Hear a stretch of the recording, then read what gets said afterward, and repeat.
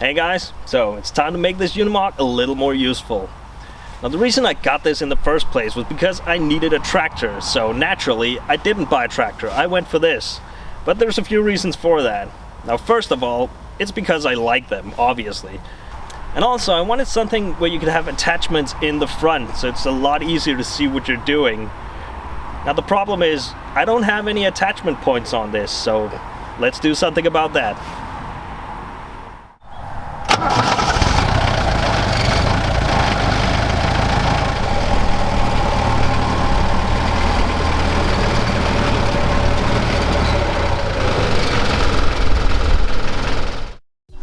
Alright, now they did actually make an original 3-point lift for these back in the day, but they've long been out of production. There's actually a couple of companies that still make them to the original drawings, so if that's something you're looking for, it is possible to find one. However, they are a bit costly, so I went kind of a different route and got this one. This is a Hiva front lift. They're made here in the country, and a lot of tractors have been fitted with these over the years, so this was a lot easier to get a hold of. Now before we can start fitting this, we're gonna have to do something about all the damage in the front of this. Obviously the PTO is worn out, and I suspect it's been crashed at some point because this extra little support on the bottom is not supposed to be there. So it's actually sitting too high and it's hitting the cabin. Also this piece, it's kind of hard to see on camera, but that goes at an angle up to support the back of this housing. That's also been cut and modified. And the entire cross member out here is kind of bent and mangled, so let's try and get that sorted out first.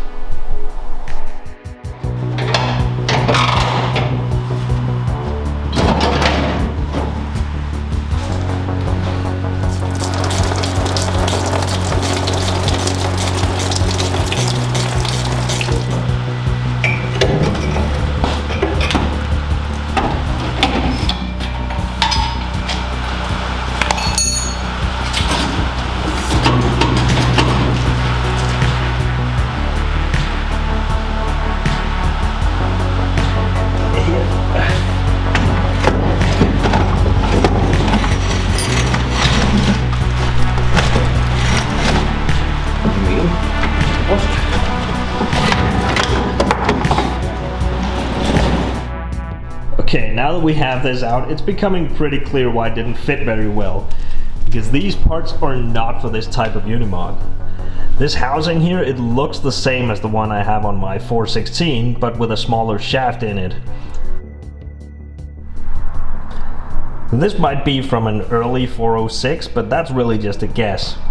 And as for the shaft itself, it's much thinner than the one running to the back, and it doesn't really fit the flange up here all that well. See, there's a size difference there. I'm not really concerned about that. What I am a little concerned about is, even though the bolts are tightened up, there's a slight gap in between these two flanges. So something doesn't fit right. We can also see why this failed, because someone went to the trouble of fitting a grease nipple to this, but this is not supposed to have grease in it, this is supposed to have oil in it. And since these are the parts that I have, and they were already on there, I'm pretty sure we can make them work just fine with a few modifications.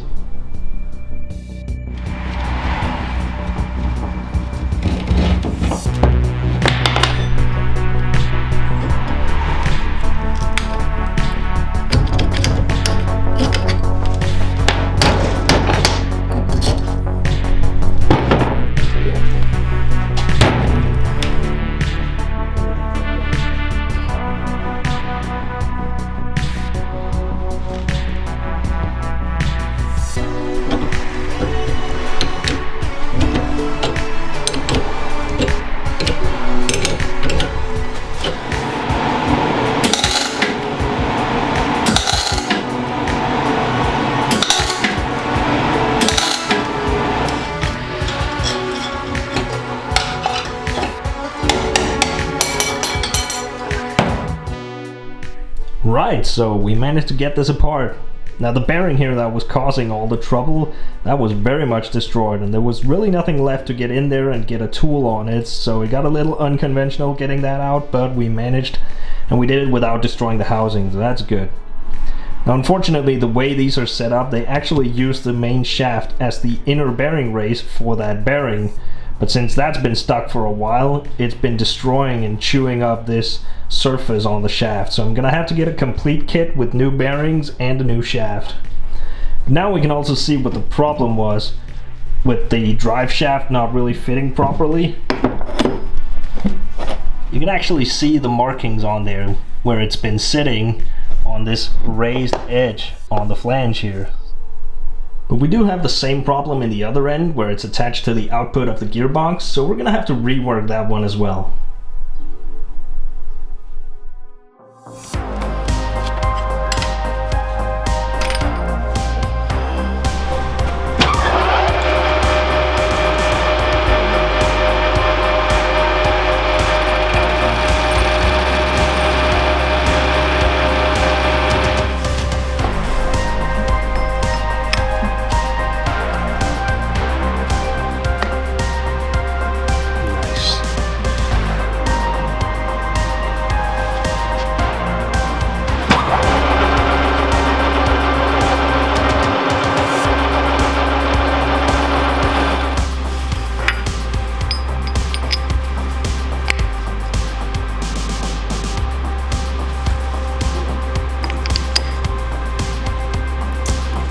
Nice.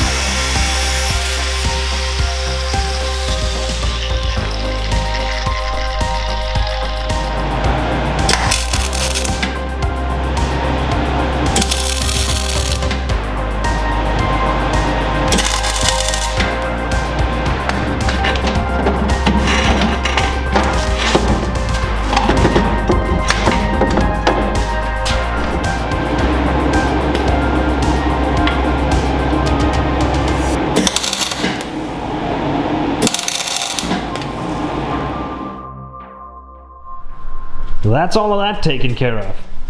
Now the PTO is running nice and smoothly. We got the correct size bolts in here now, and we made some room up here so we don't hit the cab with it. Everything down here has been straightened up and welded up, so everything is nice and solid, so this should work just fine. So now we can finally get to actually mount this. I'm gonna be cutting out a whole lot of all this steel back here, mostly because it's a lot of weight that I don't need and we need to make room for the PTO in here somewhere. I'm gonna make some mounting points along the side. That's gonna strengthen everything and it's gonna give us something to bolt up against. And also on the original lift for these, the lower part is supported by these mountings back here, so I might make something similar for that.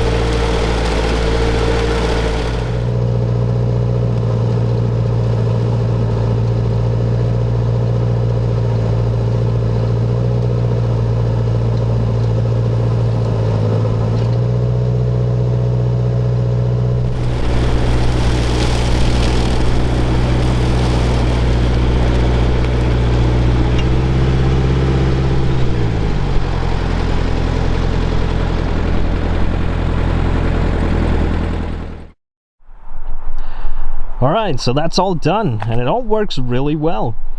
Now, I do realize the cutter was a little small for this, and there was a few bits missing in order to mount it properly. But it was just the only tool that I had right now, so it was just to test everything out and see that it all works.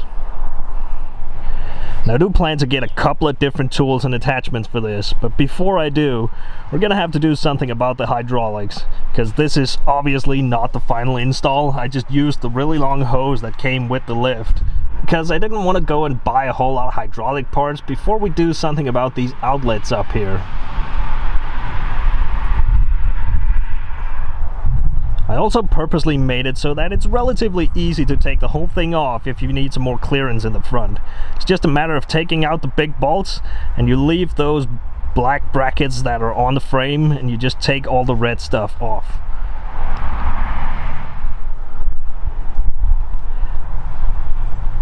And for anyone who's concerned about the strength of this after I've cut and modified it, all this metal is so thick, the weakest part of this whole setup is going to be the frame rails of the Mog. And this little truck just doesn't have enough power or weight to bend any of this, so that's really not a concern.